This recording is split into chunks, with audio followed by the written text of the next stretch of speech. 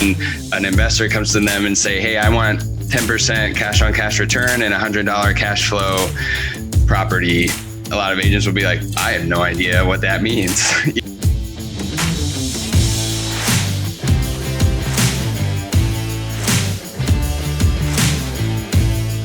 So the question is this: how do most agents find the secrets to succeed in today's competitive real estate market, especially when the top agents are keeping those secrets to themselves? That's the question, and this podcast will give you the answer. Hi, I'm Aaron Amuchastegui, and welcome to Real Estate Rockstars.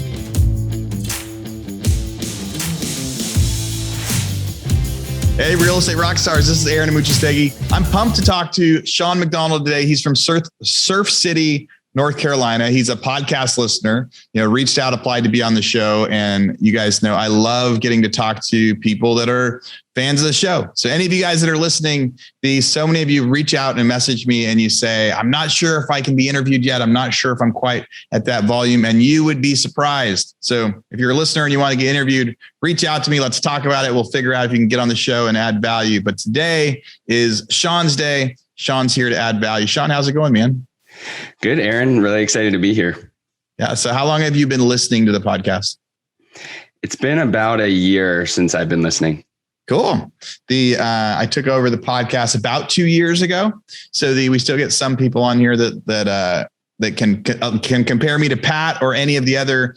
Right after we took over the podcast, I was kind of hiring and auditioning a whole bunch of different people to take over the podcast through that time. But you've only had me. You also mentioned offline that some of your favorite episodes are the episodes with David Green. He is a great podcast guest to have on here. Him and I always have a lot of fun. So if you guys are new to Real Estate Rockstars, but you're also fans of the Bigger Pockets podcast, look at some of the interviews I've done with Brandon Turner and David Green. We'd like to talk about news. We'd like to talk about skills. We'd like to talk about all sorts of stuff. So, Sean, when did you get your real estate license?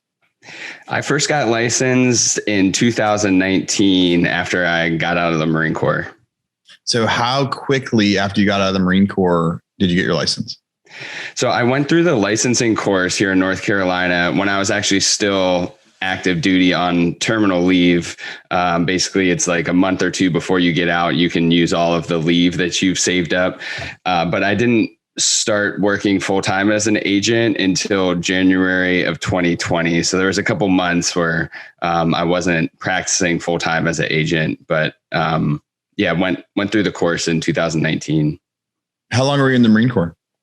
7 years. Dude, so the Marine Corps for 7 years, did you do any crazy things during that time? I'll travel around the world or anything? Yeah, I mean, I got to see a good part of the world, a lot of the like Pacific, some Southeast Asian countries, Australia. It was a good time. I mean, very exciting, very high paced life. Very similar to being an agent in some ways, definitely different in others. But yeah, I mean, I really enjoyed my time in the Marine Corps. Now, the fast-paced life has to prepare you to be an agent. But so you got your license, you kind of got approved while you were still in the Marine Corps. When did you realize you wanted to become an agent?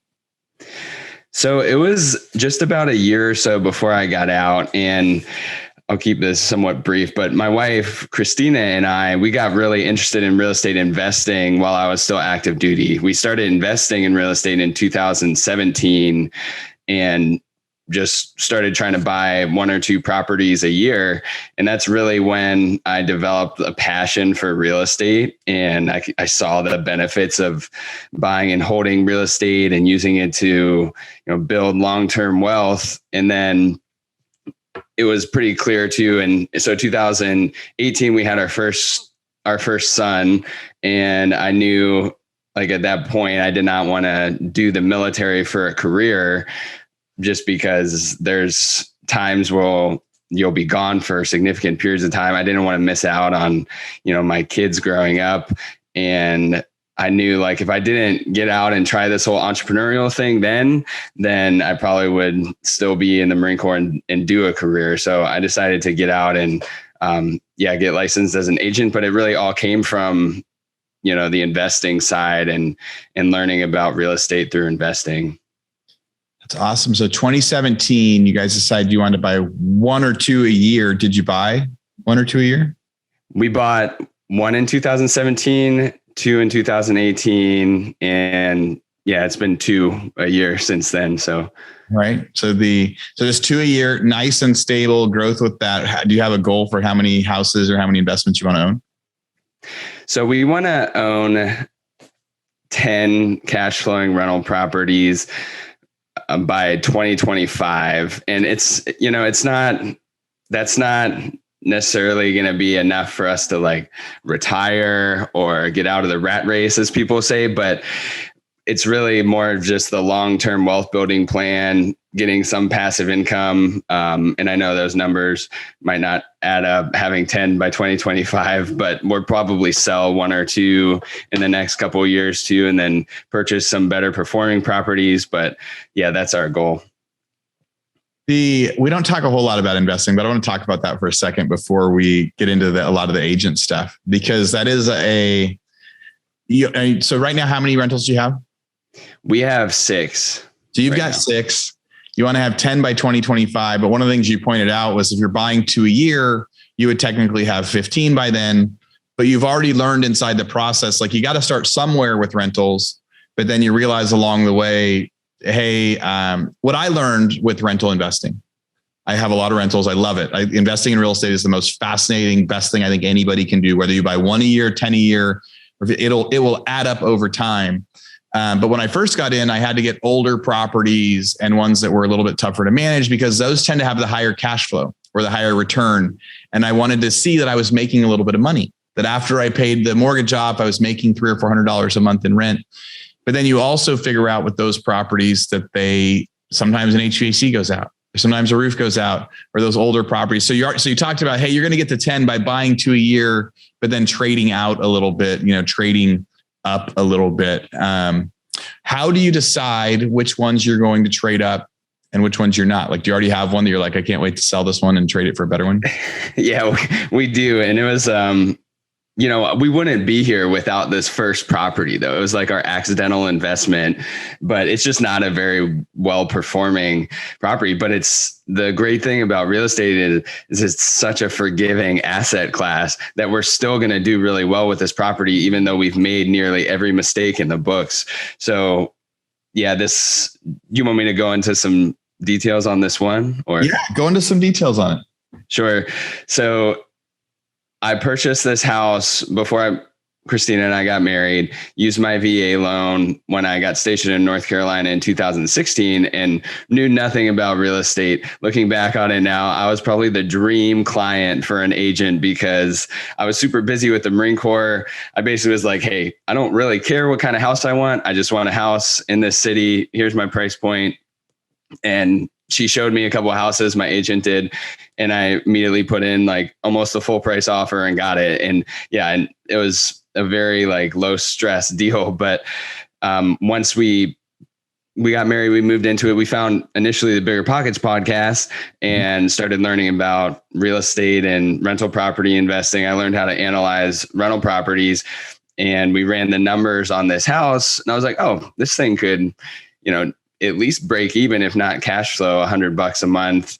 And so we decided to move and purchase a different property that we could house hack and then turn this house into just a long-term rental, which we did. And yeah, we started out self-managing it. I feel like we made like, every mistake in the books, like didn't manage these tenants well. They were nasty, and, the house was not in good condition when they left. Put a lot of money into like just making it nice again. And then eventually we turned it over to a property manager though, and they've been managing it for us since then. Yeah. Real Estate Rockstars, this is Aaron Amuchastegui for a quick commercial break. So during 2020 and 2021, the real estate market completely changed. There's so much competition in the market, so many people trying to buy and sell houses, but there's hardly any supply, hardly any product, hardly anyone willing to list their homes. It's time for every agent out there to become a hybrid agent investor, to be able to reach out directly to homeowners to try to get them to sell or list their house. We've got a new website. Go to leadpropeller.com and you can set up your own investor buyer website in just minutes. You'll set up your own URL, set up phone numbers, help go through to leads, help reach out to people that aren't listing their property currently, and have them fill out a form that says, hey, I want to sell my house. And then as an agent, you can go through and make them a hybrid offer. You can tell them, hey, I think your house would sell for $220,000 on MLS, but I can either write you a $180,000 cash offer right now, or I can help you fix it up and you'll list it for $220,000 on MLS. These are buyers that are looking for quick cash offers. Tens of thousands are submitting these forms every single day, and they're skipping the listing process. But so many of you guys out there are such good agents. It's a great opportunity to get that lead and help them maximize sales price for their home. So again, go to leadpropeller.com and think about signing up for your own investor site so buyers will start reaching out to you, asking you to make an offer on their home. One of the things you said that I thought was great is you said real estate is such a forgiving asset class. And when I started in investing, I was doing a lot of flipping, and it was it was at a time when the market was falling, 2009, 2010, 2011. It was still kind of falling every month. So if a house was worth $200,000 this month, it was going to be worth $190,000 next month or 2 months from now. But we were buying them at like 140, 150. The nice thing about a falling market is some investors wanted out, or foreclosure would happen, or things like that. And so it was a very short term. It didn't feel very forgiving at the time. And so when we get assets, there would be a lot of assets we would take losses on.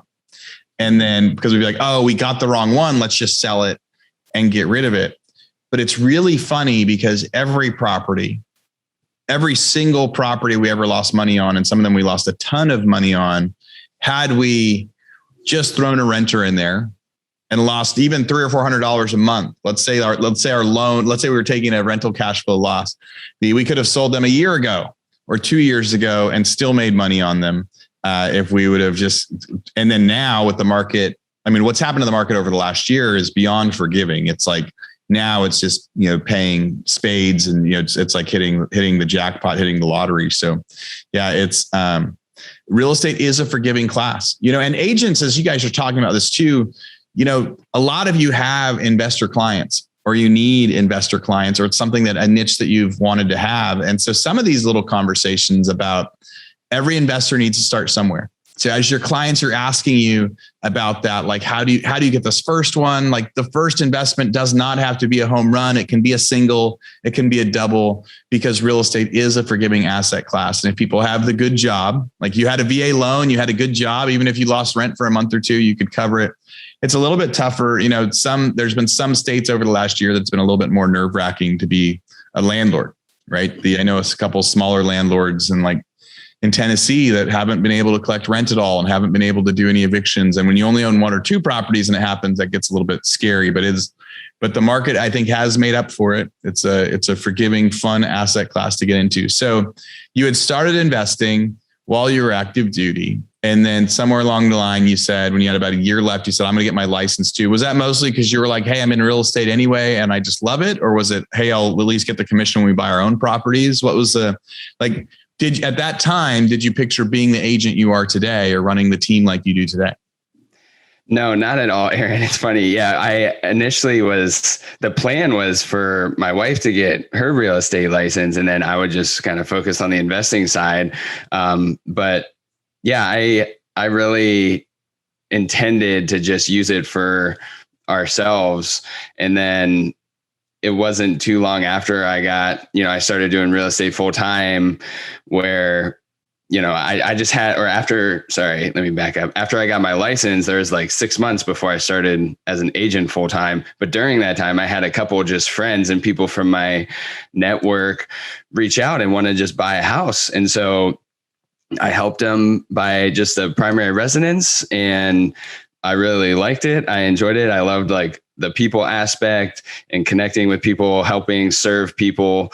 And I realized, you can also make really good money as an agent. And that's why January 2020, I was like, you know what, I'm going to give this a try and just rock it and see what I can do. There's so much fun stuff in there. There's a bunch of listeners right now that are super angry at you right now because you're saying, I got my license, I wasn't really going to use it, and then I kind of got a couple deals out of it. And we have some that come on, they're like, I tried for 6 months, but that is, I know there's a lot of listeners. I know a lot of people that get a license because they're like, I just should have a license. I'm interested in real estate as an investor. I just should have a license. Was there anything you did during that time? Like, so two people randomly came to you when you weren't heavily marketing yourself as an agent yet. Was there anything you did during that time that you think led to it? Was it just your personality? Was it just your friendships? Were you telling people about it? I was telling friends and stuff about it. And then, networking with, other investors. And it's whenever, someone knows that you have a license and you're top of mind for them, like they'll send their friends your way. And so I'm very connected with like the military population here. Huh. Lots of, I went to the Naval Academy before I commissioned in the Marine Corps. And so I have a lot of friends from the Naval Academy still and we move every couple of years, military people are getting orders every few years. So that's where, I guess I didn't mean to come across as like it's sounding too easy, or anything, but the, to your point too about investors who want to get their license, I've thought a lot about this, and I actually, like, even though that was my plan initially, I do not recommend it because it's really, there's a lot of costs that go along with just maintaining an active license, and it's not super beneficial, in my opinion, for investors who just want to get licensed just so they can like have access to the MLS. I think that's great advice to give. There's somebody saying, I'm going to get my license just because. You're saying, no, don't get your license just because. If you want to be an agent, get your license. Right. If you're going to do it to do one transaction a year, it's not worth it. And I think that's the truth. I remember my wife used to be licensed, and when she was like, I don't want to be a broker anymore. I don't want to have employees. I want to close down. And so she could homeschool our kids. We were doing all sorts of stuff. And I remember going, shouldn't you keep it in place just for our deals? And she was like, I especially should not keep it in place just for our deals. Like I should not keep it in place just to buy the house we're going to move into. That's a horrible idea. So there's a lot more to that. So you're a team leader now. How many people are on your team? So I have 4 agents on my team now. What do you do? What are you guys doing for transactions a year? So this year, I'm thinking we'll hit our goal. We set a goal in January to do 100 deals in 2021. Right now, we're at about 55 closed with another 25 under contract. So we'll be close if we don't hit it, but I'm confident we'll hit 100 this year. And you are very close with those numbers. It's like, all right, you're going to be at 70 by early October. So can you get 30 in and close them? I mean, October is going to be a big month for you. You got to get 30 in escrow essentially by, November 15th. Right. You got to reach out to me in December. Let me know if you've got those 30 in escrow by then that you're about to close. I would love to see you hit your goal. So you've got a team of 4, and do you still do production yourself? So is it, I do. 4, is it 4 including yourself, or is it 4? 5 including me, and I'm heavily involved in production still. So is it a pretty even team? Is it 20 deals each? Is it a tiered where you're doing most of it and different people are doing different parts? It's tiered right now. We have a couple new agents, so they're getting their feet under them. They both have onboarded in the past few months and have both closed at least one deal so far. And then there's been 2 that have been with me since the start, and they're in double-digit deals. Yeah, so you're on your second year essentially. So you were licensed in 2019, January 2020. You said, I'm going to be a real estate agent. Yep. Did I get that right? Yep. Then 3 months later, the world changed all sorts of different ways, and in some cases, it made it a lot harder to be an agent. It made it a lot harder to be a new agent. How many deals did you do in 2020? 2020, I did 24 deals. It's incredible. It's incredible for your first year that you did that. What would you attribute that to? Like, how did you come out in your first year during a year where it was very tough to be a new agent? How did you stay consistent and get your 24 deals? Yeah. So I really did a couple of things. I think overall, like, I feel very blessed to have that like success my first year, but I don't want it to come across as like, I mean, I worked so hard to get those 24 deals, and I'm not saying this to try and like boost my ego or anything, but I want to, I want to provide a life for my family where we can like achieve some level of time freedom in the future and be super present with my kids. And I start with that because I say like, I really put a significant amount of time into this agent life and to try into building this business. But what I did this first year that I think led to, some success was I niched down with like the real estate investing community and marketed myself as an investor friendly real estate agent. And kind of dove into that side of it. I found that a lot of real estate agents, they might be really good agents and really great at helping you find that perfect house with the perfect backsplash and paint colors. But a lot of agents I found do not understand the investing side. So when an investor comes to them and say, hey, I want 10% cash on cash return and $100 cash flow property, a lot of agents will be like, I have no idea what that means, or won't be able to help serve them like they need, or just don't speak the language. Yeah. So how did your team growth go? So the beginning of 2020, you get there. At what point did you start adding team members, and what was that transition like to where it got to how it is today? Like, how'd you get your first team member? So I started a real estate investing meetup here, and that is where I met 3 out of the 4 agents that have joined my team as they've come to that meetup. Dude, that's awesome. Yeah. And we started it in the summer of 2020, and the first meetup event, like we had like 9 or 10 people. I was pretty excited. The second one, there was only like 4 people that showed up. It was two people who saw it on like the marketing channels we posted it, and my mom was there. So just for support, which love my mom. But yeah, I met 3 out of the 4 agents at those meetups. And that's been just a great, value add for the team. Yeah. So what's the average price out in Surf City? Our average sales price is $250,000. All right. And so first year you had 20 deals. And what do you think your GCI was last year? What's it going to be this year? So last year I did about 6 million in volume. And so the total GCI was about like 150,000. And then this year, me personally, I'm looking at 52 deals with about a $220,000 GCI. Real Estate Rockstars, before this next commercial break, I just want to say thank you for listening to the podcast, and thank you for listening to the commercials that we put in here. This is how we're able to push the podcast to you. This is how we can make sure that we publish so much content and keep providing value. So here we go from one of our sponsors, Rent Ready. All right, guys, we got to be honest here. You've heard so many of the Rent Ready ads over the past really 9 to 12 months, as they've been one of our flagship sponsors for so much of the stuff that we're doing.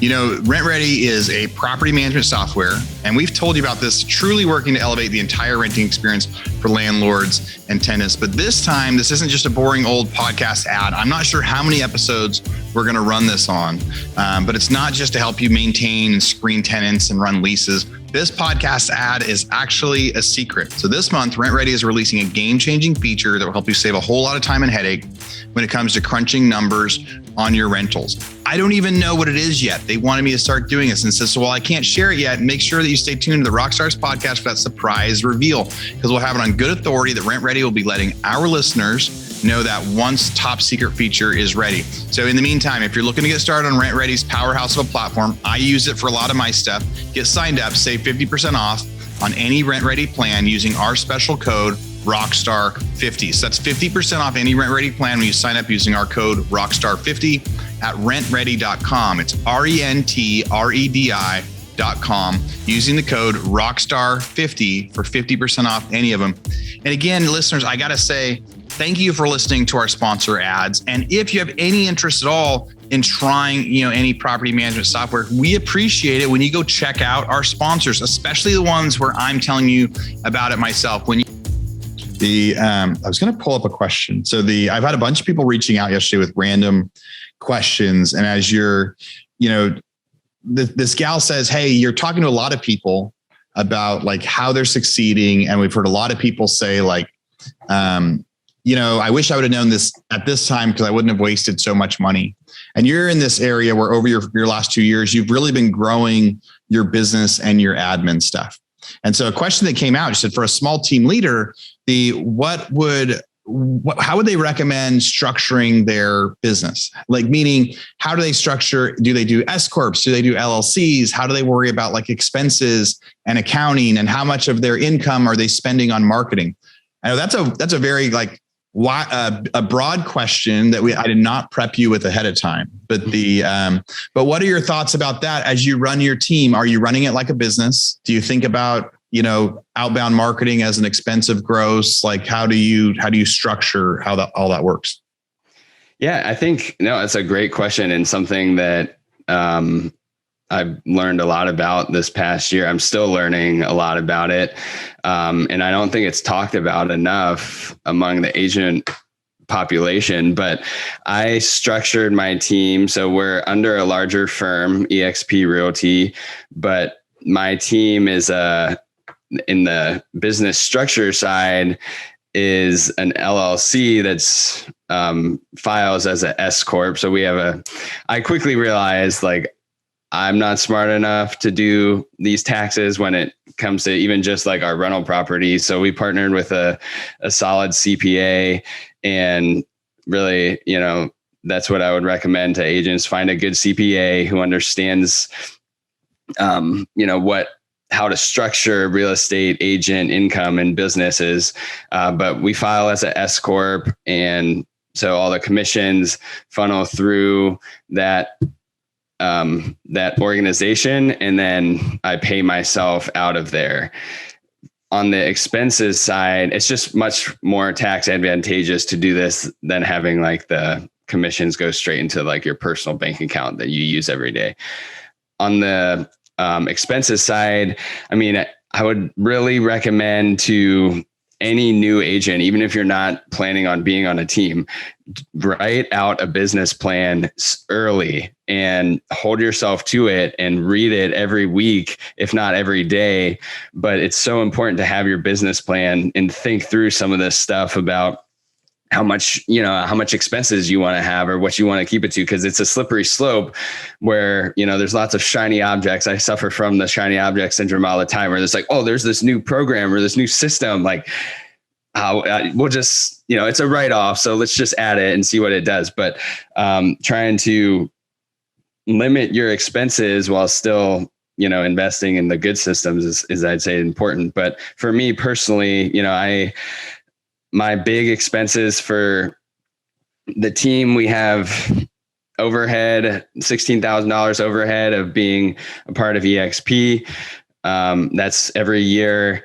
I recently hired a coach to work with me. So that's a pretty significant expense. It's about $10,000 a year, but I'm so excited about it.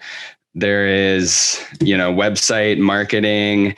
Right now, that's about like $3,000 a month for us, but really trying to ramp that up in the future and even hire a full-time marketing director.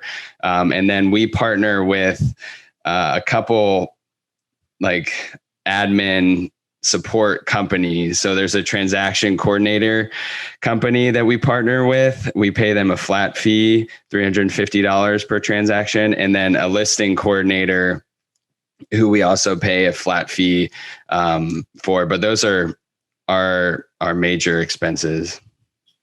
That was an awesome answer. That is so helpful. I know that when she hears this tomorrow, she's going to be like, yes, that is going to help me as I grow my business. I love what you said about writing a business plan now because shiny object syndrome is big, especially in real estate. There's like, do you want this CRM? Do you want this CRM? Do you want this software?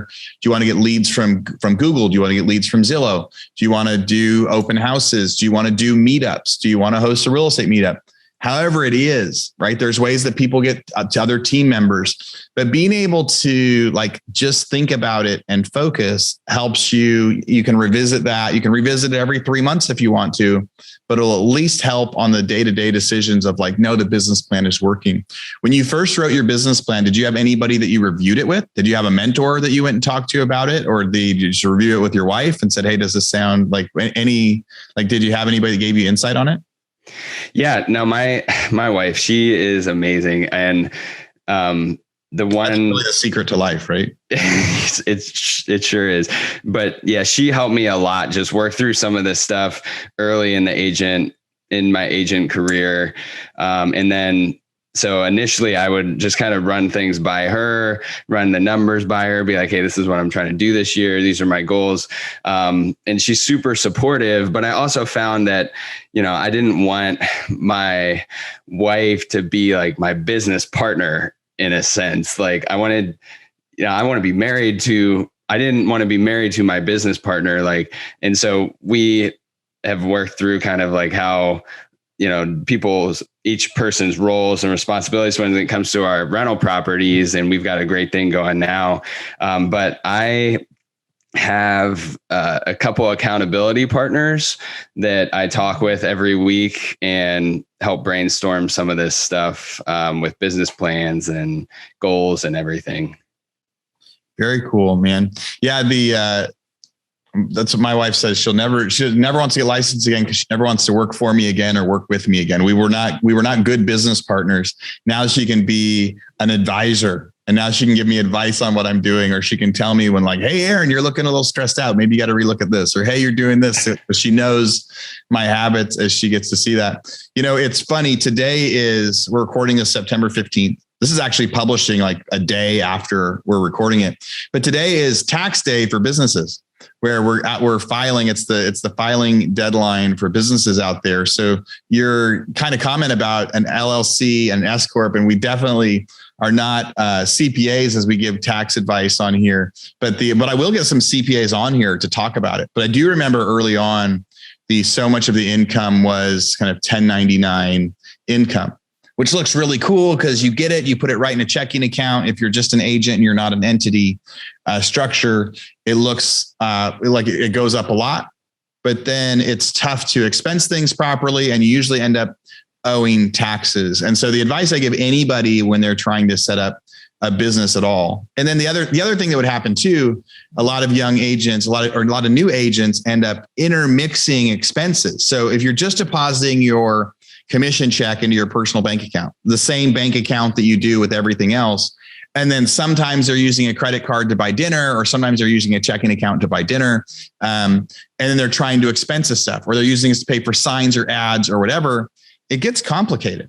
And really the secret that I've recommended to everybody, if you're going to make over 50,000 a year, over 60,000 a year, and all of you are, right? Do not become a real estate agent if you don't want to make more than 60,000 a year, 65,000 a year. You got to come up with that business plan, and you should set it up the way at the beginning, like it's going to be. Instead of my first construction company I set it up as a sole prop. I didn't do all this stuff right, because I was like, I got to see if this works. I got to see if I can actually get my license. I got to see if it's actually successful. I don't want to put my time and effort into forming this stuff if I don't know if I'm going to succeed.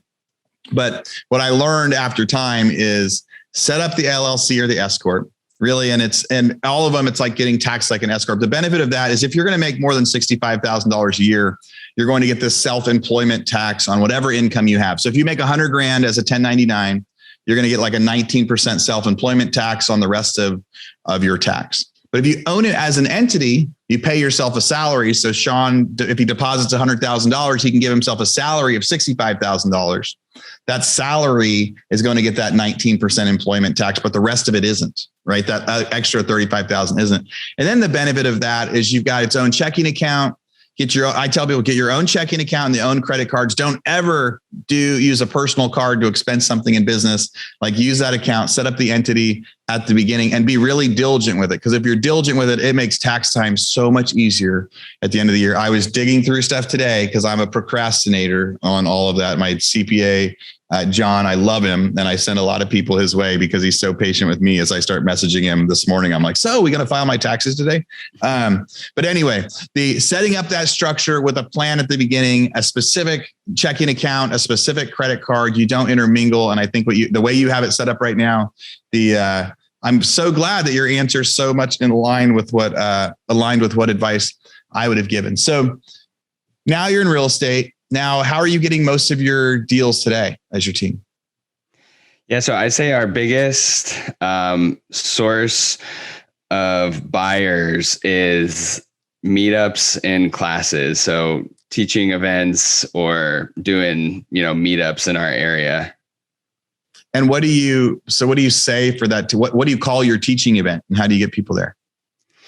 Yeah, so our meetups, and I have to give a huge shout out to some friends, and they were mentors of mine early on in my agent career, but Shelby Osborne, who's been on your podcast, and then Mike Glaspie, they are the ones I got connected with them early in 2020. And they were the ones who were basically like, hey man, like you got to get this meetup started. They had a checklist for it. They're huge into processes and stuff. They basically were just like, execute this checklist. Like it'll be great. Trust me. So I did. And I owe so much to them. They've been great and they're awesome, awesome people. But yeah, so we call it Pints and Properties. It's the same name that they use for their meetup, and they have one in Fayetteville and in Charlotte, North Carolina. But Pints and Properties, and then our whole thing, like there's lots of RIAs and some real estate meetups will, not saying this is wrong or there's a right or wrong way to do it, but some will charge like membership fees. And we really wanted something that was just free for anyone to come. And our goal is to just try to add value to others. So we'll try and bring in like a speaker or someone in the real estate profession to teach us something about either investing or lending or creative financing, some type of strategy that can help investors, learn and, help them achieve their goals.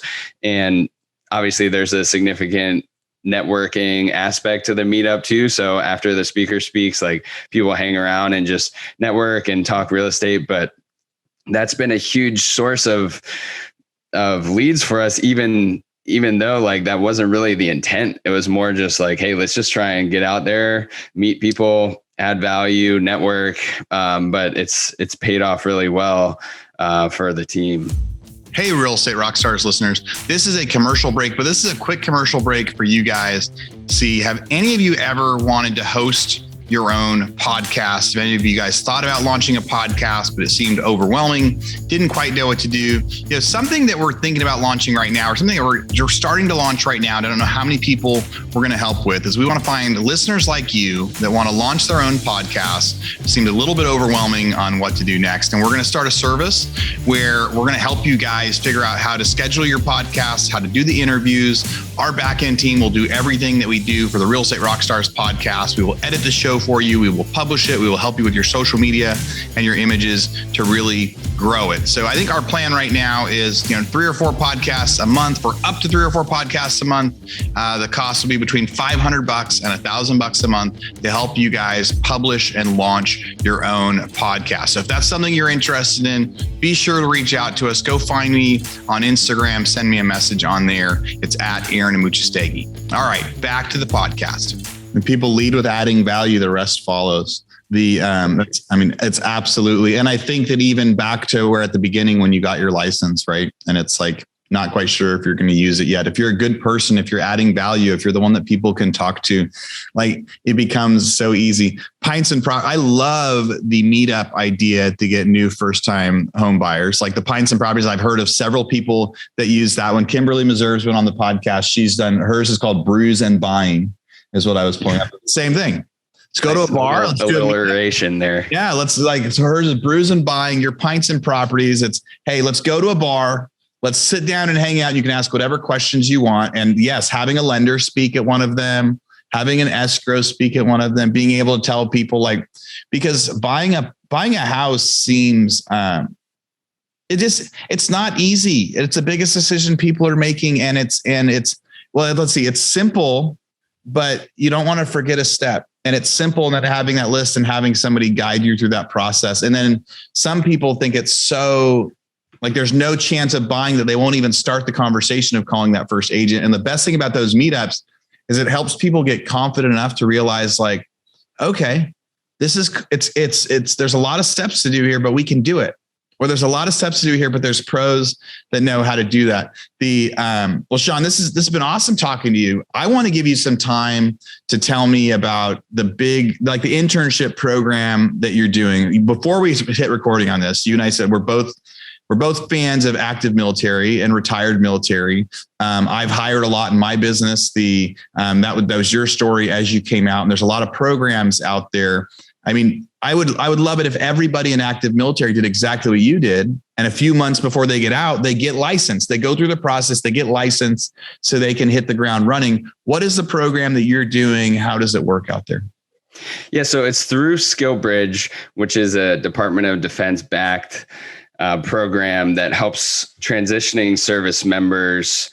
And basically it's an internship where that service member, while they're still active duty and for up to 6 months before they are officially out of the service, they can intern with a company in the industry that they're going to be working in when they get out. So during that 6 months, they're still getting paid. They're still getting all the benefits from their military job, but they're a point in place of duty. Instead of waking up and putting camis and boots on in the morning, they put on a polo shirt and flip flops, and they come and intern with us and learn how to do real estate. And yeah, we're very passionate about helping veterans. Everyone on our team is either a veteran or the spouse of a veteran or active duty military member. And I love the work ethic that comes with just hiring military members, but it's just it's a win-win for everybody, because that service member during the internship, we have an onboarding, training plan that we have them go through, but included in that is they get their licensing courses knocked out.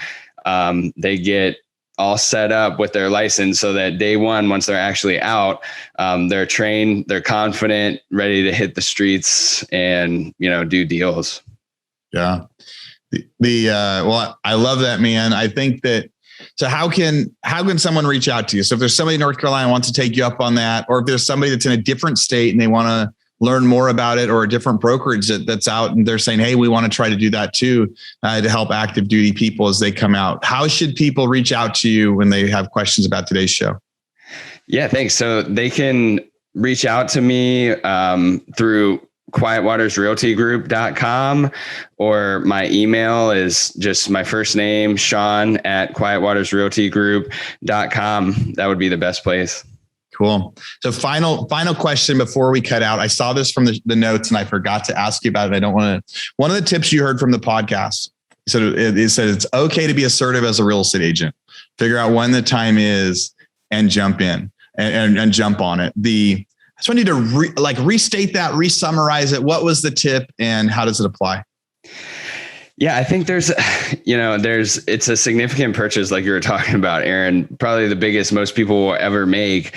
And so there's a hesitancy sometimes to being assertive and being a little bit more aggressive with your recommendations. And this obviously is case by case dependent, but sometimes you may know what your client wants before they do. And this is for people who you really build a solid relationship with, who you're working with, where you can get to know very well, so that you almost you're not just the agent anymore. Like you're their coach, potentially like their advisor. So you have to sometimes be willing to have a harder conversation and be like, look, this property meets all your criteria. Like, what is holding you up? Is there something else that's preventing you from taking action? And I've found that those conversations, while you might not necessarily look forward to them beforehand, you'll probably be grateful that you had them afterwards, because it just will help encourage them to take action for their benefit. Of course, not just because you're trying to chase like commissions or chase closings, but it's got to be in the service of the client. But don't be afraid to, have those hard conversations and be a little more assertive when you need to. Yeah.